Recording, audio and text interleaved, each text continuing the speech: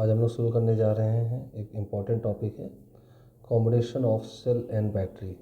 इसका एक part one मैंने डाल रखा है कॉम्बिनेशन ऑफ सेल और बैटरी का। आप हमारी प्लेलिस्ट में जा कर के देख सकते हैं। तो आज हम कुछ जो मैंने पार्ट वन में पढ़ाया था उसके एप्लीकेशंस और कुछ यहाँ नए एप्लीकेशन बताने जा रहा हूँ, तो उनको ध्यान देखिएगा, बहुत इंपॉर्टेंट है क्योंकि नीट हो या जेई मेंस या एडवांस हो, सब में इससे प्रॉब्लम आती है। करंट इलेक्ट्रिसिटी से 2 से 3 प्रॉब्लम ज़रूर रहते हैं। तो चलिए देखते हैं एक केस वन यहाँ पर। कहीं भी आपको किसी भी सर्किट का कोई एक पार्ट दिख रहा हो, आपको 2 बैटरी ऐसे दिखाई दे रही हैं, अगर point A and point B. एक का ईएमएफ E1 है, R1 है, दूसरे का E2 है, R2 है। एंड द कंडीशन दैट ए और बी के बीच में कोई दूसरी जंक्शन नहीं होनी चाहिए। तो इन दोनों को आप रिप्लेस करके एक नई बैटरी यूज कर सकते हैं इस टाइप से, बी एंड ए, और ये ई इक्विवेलेंट होगा जिसकी वैल्यू E1 प्लस E2 हो जाएगी, और ये आर इक्विवेलेंट होगा जिसकी वैल्यू R1 प्लस R2 हो जाएगी। ऐसा हम कर सकते हैं। अब दिक्कत एक यहाँ ये आती है कि सपोज़ मैं एक एग्जांपल ले लूँ। अगर हमारे पास एक ये बैटरी दी हुई है, 2 बैटरी मैं एग्जांपल तौर पे ले लेता हूँ, बी एंड ए। यहाँ पास 10 वोल्ट की बैटरी है और ये 6 वोल्ट की बैटरी है। ये 2 ओम है और ये 5 ओम है। तो अगर मैं देखूँ इनको इक्विवेलेंट बनाऊँ तो आपके पास आंसर आ जाएगा एक बैटरी इफेक्टिव और effective resistance, point B and point A. Effective EMF आएगा 10 प्लस 6 16 वोल्ट। इफेक्टिव रेजिस्टेंस आएगा 2 प्लस 5 7 ओम। ये आपका आंसर हो जाएगा। लेकिन अगर मैं कभी ऐसा हो जाए,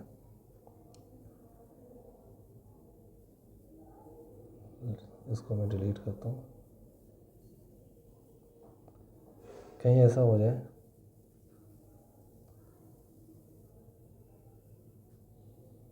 हम यहाँ पे देख पा रहे हैं एक बैटरी की पोलरिटी बदल गई है, रिवर्स कर दी है, ए एंड बी।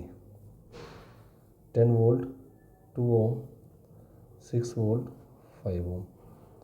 तो हम यहाँ ए पॉइंट और बी पॉइंट के बीच में इफेक्टिव बैटरी तो लगाएंगे, लेकिन हमें चेक करना होगा। अब यहाँ पे E1 जो है आपका प्लस का 6 मान लीजिए, आपको साइन मानने पर ऊपर जरूरत नहीं थी क्योंकि उस दोनों का सेम पोलरिटी था, ठीक है।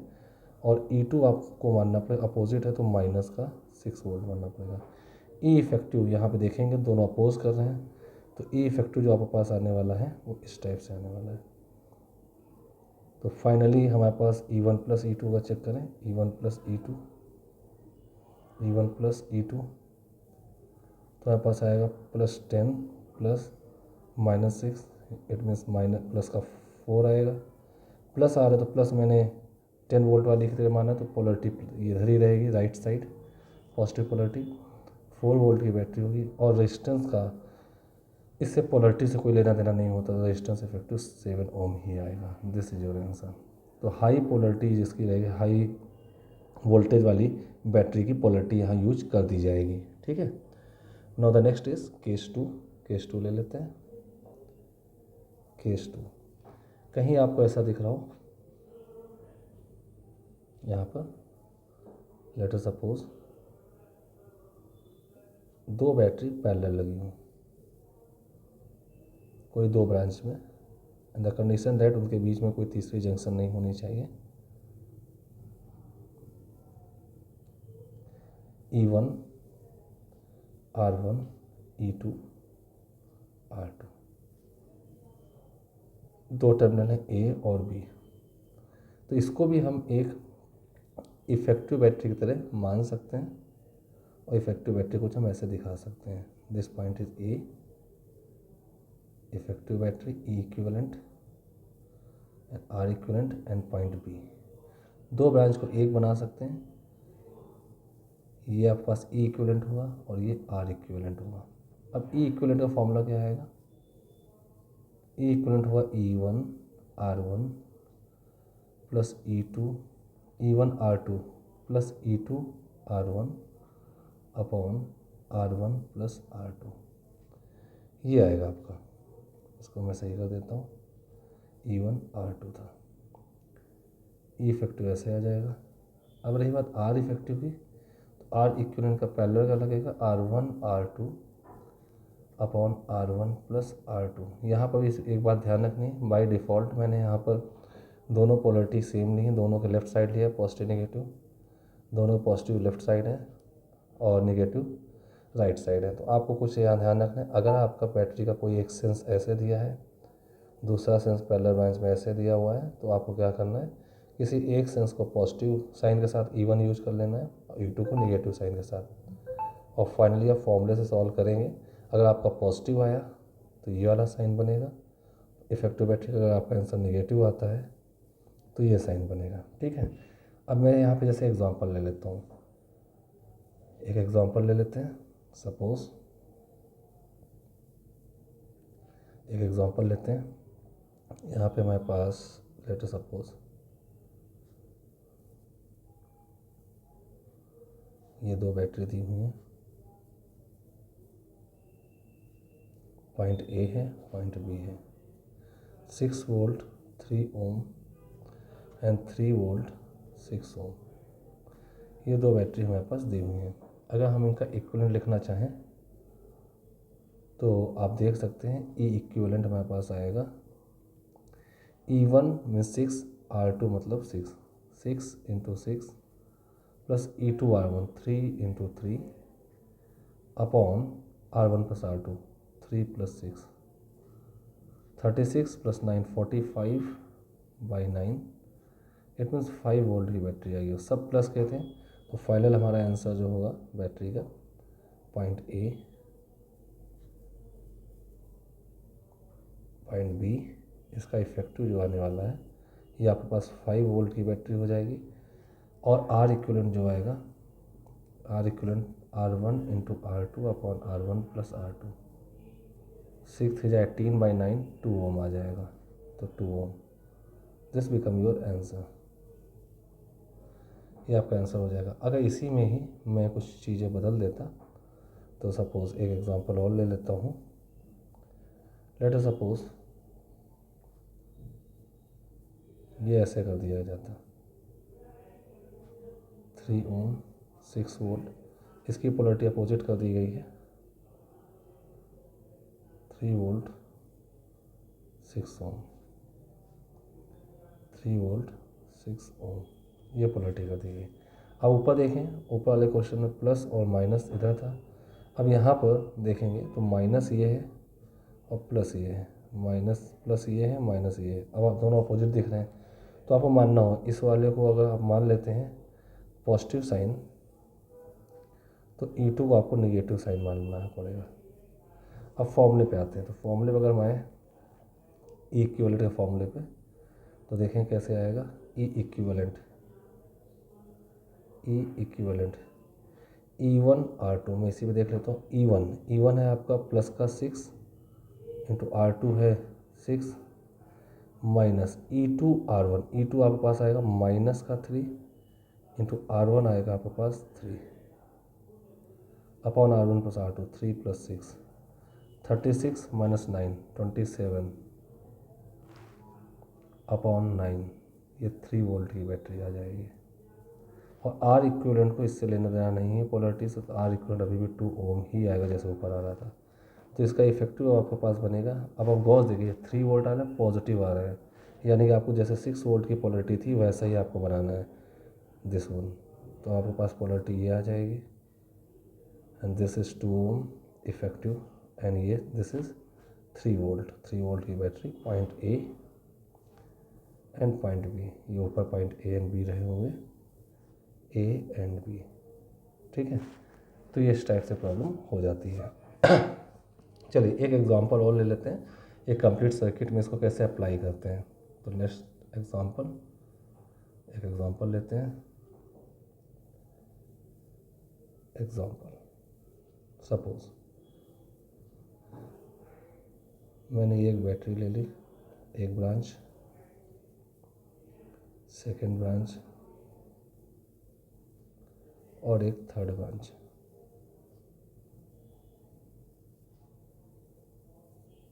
Suppose this is A B C D E F और मैंने ऐसा मान लिया कि this is 6 volt battery, 3 ohm resistor, 3 volt battery, 6 ohm resistor and 3 ohm resistor. Question है फाइंड करंट इन ब्रांच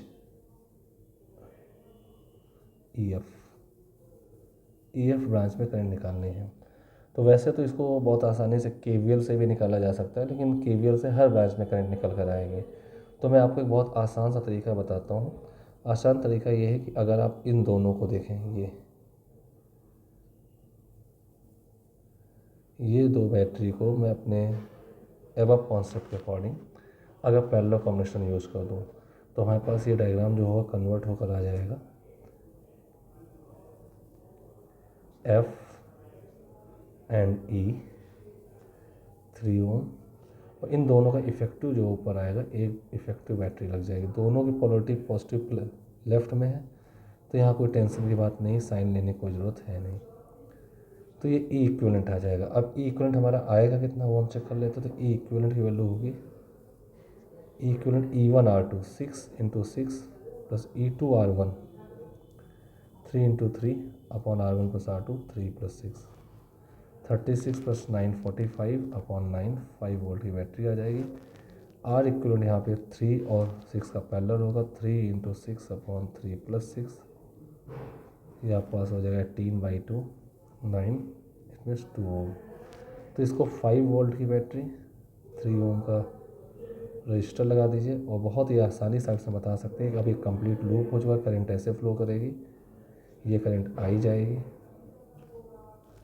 आई और ई एफ ब्रांच में करंट की direction from E to F होगी। देखिए ई से एफ की ओर होगी और आई की वैल्यू आएगी E net upon R net. E net है 5 और इस लूप में पूरा आर देखें तो आपके पास ये मैंने गलत लिख दिया है यहाँ पर, सॉरी फॉर दैट। देखिए ये जो है 3 ओम का रजिस्टर लिख दिया जबकि ये 2 ओम आ रहा है यहाँ पर। देखिए तो इसको हटा देते हैं,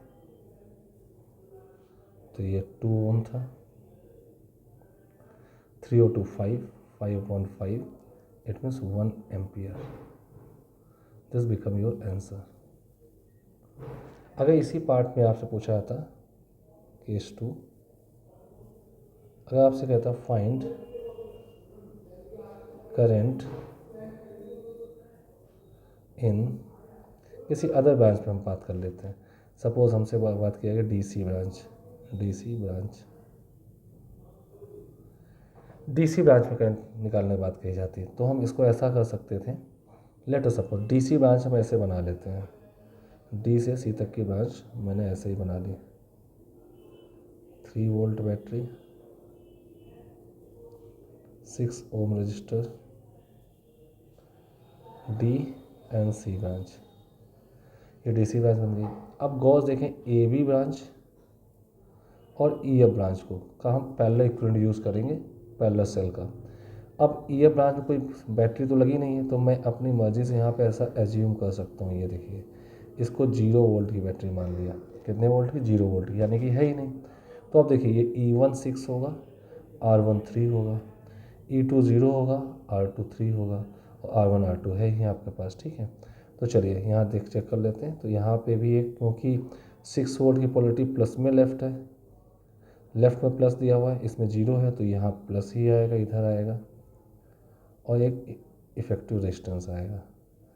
ये आर इक्विवेलेंट और ई इक्विवेलेंट होगा। अब ये आर इक्विवेलेंट कैसे हैं? तो ई इक्विवेलेंट होगा E1 R2। आप डायग्राम ऊपर देखें तो E1 R2, मैं इसको यहाँ से हटाता हूँ, यहाँ लिख लेता हूँ ई इक्विवेलेंट। E1 R2, E1 है 6, R2 है 3 प्लस E2 R1। E2 तो हमने 0 वोल्ट की बैटरी मान ली into 3 upon R1 plus R2। R1 plus R2 उसमें भी 3 है ए बी ब्रांच में, ये देखिए, और ई एफ ब्रांच में भी 3 है, तो 3 + 3 6। कितना आ जाएगा आपके पास? 3 + 3 18/6 3 वोल्ट की बैटरी आ जाएगी। ठीक है, और आर इक्विवेलेंट कितना आएगा, यहाँ देख लेते हैं। आर इक्विवेलेंट 3 और 3 पैरेलल है, 3 × 3/3 + 3 9/6 यानी कि 1.5 ओम। क्लियर। अब इसको स्लाइड कर लेते हैं। तो अब आप देखेंगे ये ई इक्विवेलेंट जो आपके पास आ चुका है, ये कितने वोल्ट की बैटरी आई, 3 वोल्ट की बैटरी आ चुकी है और ये 1.5 ओम रजिस्टर आ चुका है। अब इस पूरे लूप में देखें, ये बैटरी ऐसे करंट फ्लो कराना चाह रही है और ये बैटरी ऐसे। पूरे लूप में जो करंट की वैल्यू आएगी E equivalent upon R equivalent. Circuit का आर इक्विवेलेंट जो होगा वो 6 ये लगा है, 1.5 ऊपर है तो 6 + 1.5 होगा और ई इक्विवेलेंट हो जाएगा 3 - 3 यानी कि 0। यानी इस ब्रांच में करंट 0 होगी, यानी सी डी ब्रांच में कोई करंट नहीं होगी। तो no current in C D branch, no current in C D branch, C D branch में कोई करंट नहीं है। ठीक है ना।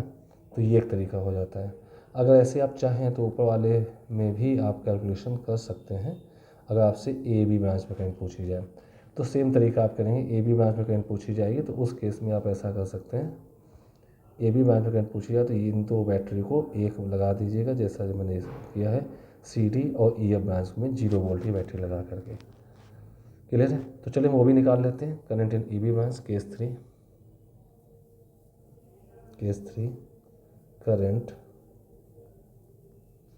इन A B branch, A B branch. अभी मैं इसको किरचॉफ्स लॉ से भी वेरीफाई करूँगा। Current in A B branch, तो ये आपका जो डायग्राम है इसको देखें, शायद कॉपी करने का कुछ ऑप्शन हो तो मैं कॉपी कर लूँ। कॉपी हो गया है और शायद यहाँ पेस्ट होने का ऑप्शन भी होगा।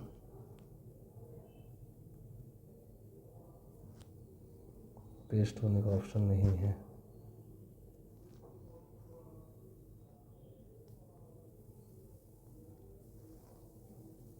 पेस्ट, डायग्राम हमारा पेस्ट हो गया है। ठीक है। तो अब देखेंगे ए बी ब्रांच यहाँ पर है। मुझे पता नहीं था इसका ऑप्शन क्या रहता है।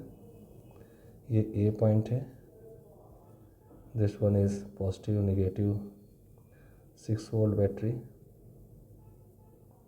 3 ओम रजिस्टर है, पॉइंट बी। अब यहाँ पे नीचे देखेंगे 3 वोल्ट की बैटरी ये है और 0 वोल्ट की है। 3 का पॉजिटिव लेफ्ट में तो नीचे इफेक्टिव का भी पॉजिटिव लेफ्ट में ही आने वाला है और इक्विवेलेंट रजिस्टर ये आने वाला है।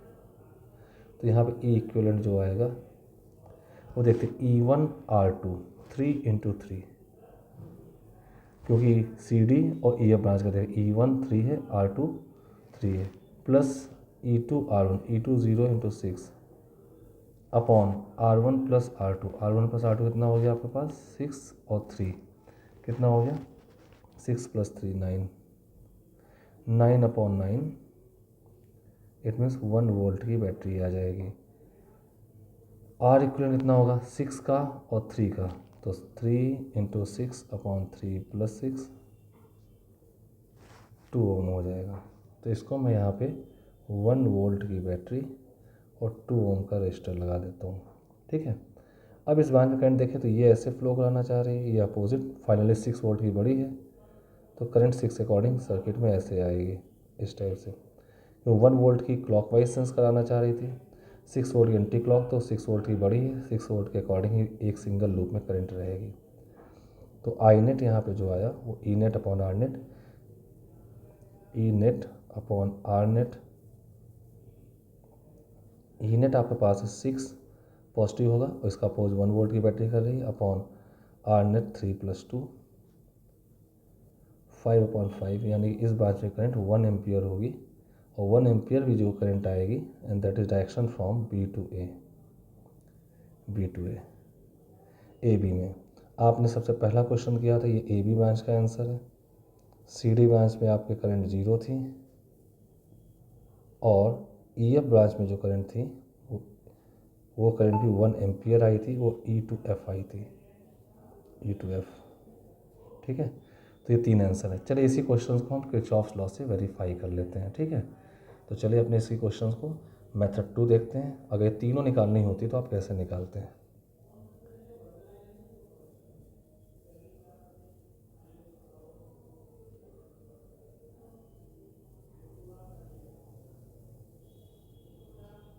Kirchhoff's law. किरचॉफ्स लॉ से कैसे वेरीफाई होगा, तो चलिए देखते हैं, डायग्राम बना लेते हैं।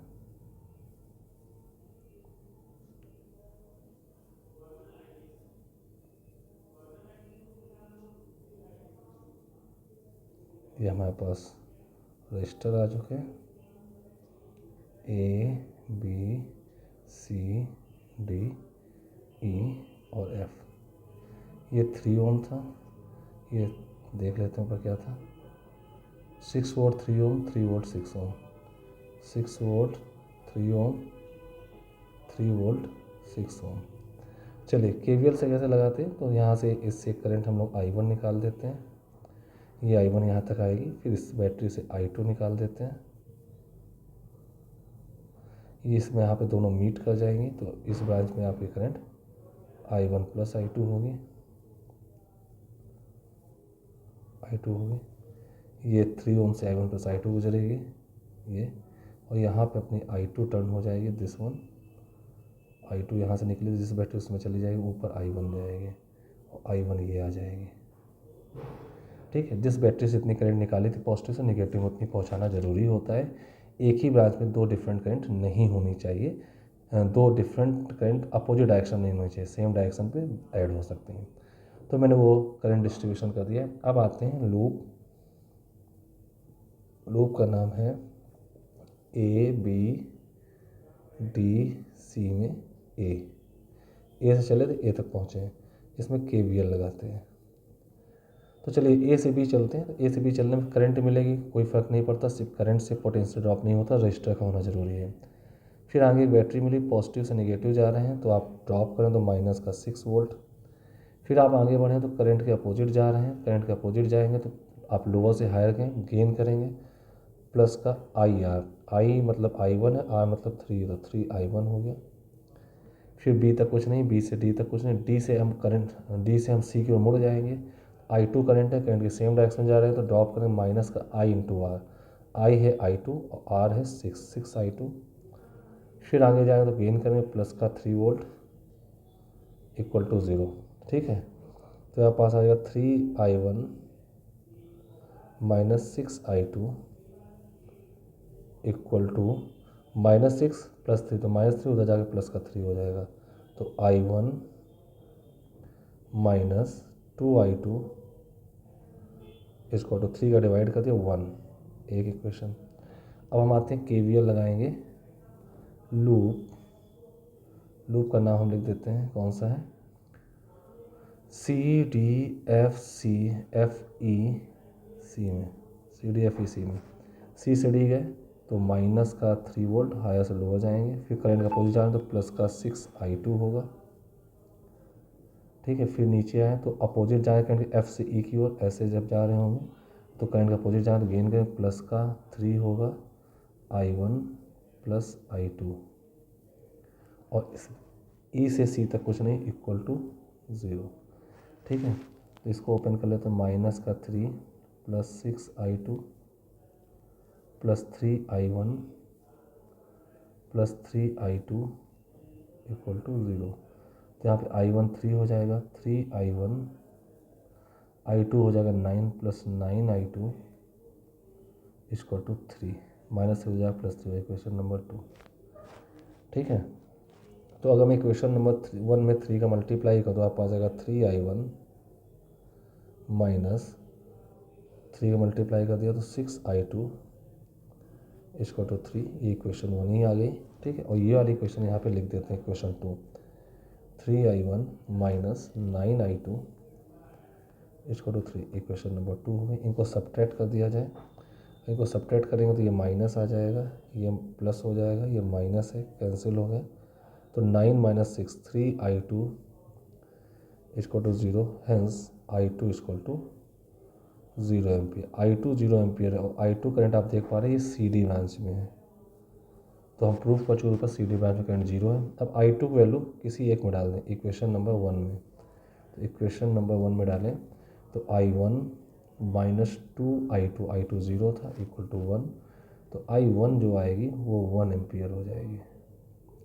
और ये ब्रांच है आपकी AB ब्रांच में B to A, ये है, और ई एफ ब्रांच में भी यही है E2F।